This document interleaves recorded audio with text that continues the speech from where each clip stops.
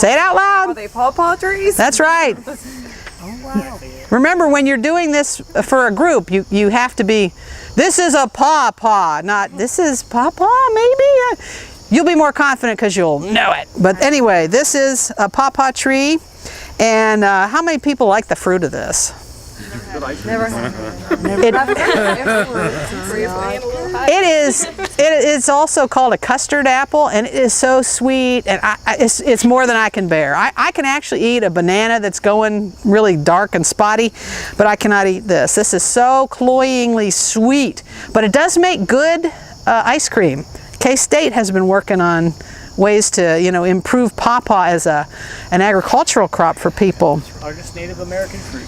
Yes, and it is. It's a huge fruit, but the deer and the turtles and the turkeys and everything else are usually on it before the people are. But it smells like petroleum distillates. It's got a really funky stink.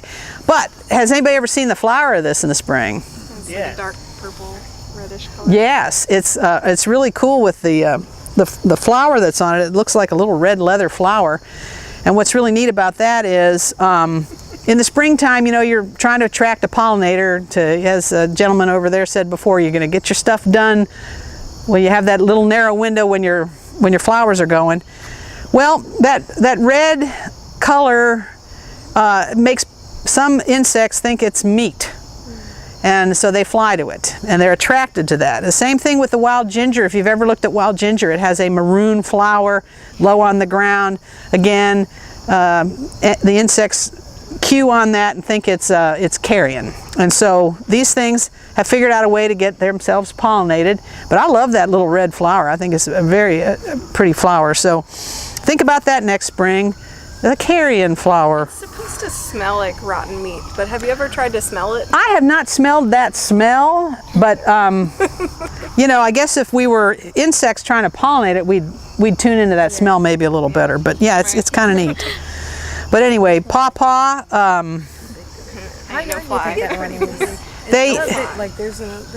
Pawpaws. It's a shrub.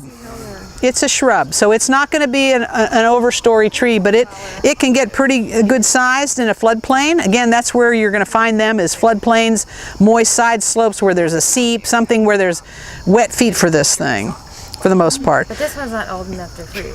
Not yet, but this might start to at least have a couple of flowers, but it has like a little paintbrush. On the end. Oh, okay, that's a good, the bud, and what's your name? Angela. Angela says the bud looks like a little paintbrush, and it does. And so, anything that helps you remember this stuff will help the people that you're taking out on a hike remember it too. And now I'll never forget that myself, so thank you for that. It does look like a little watercolor paintbrush. And they grow together, right? Why do they grow together? Because you see a whole bunch of them. Is there something? Yeah, they have a clonal aspect to them, so that they're all going to just sprout up. And that's another thing about a lot of species in floodplains. You think about a floodplain where it's along a river course, where there's going to be logs and big junk that's going to get washed down, and it snaps stuff off. Things that grow in floodplains like willows, even just a chunk of a willow that snaps off and floats downstream, as soon as it hits a place where it can lay in moist soil or sand, it'll start to grow again. That's a survival characteristic of a number of floodplain species, is that they will regenerate from little chunks. But these things, if they're in a floodplain like that where a big log gets washed through and snaps tops off, well, we got more. We'll just start up from the roots again.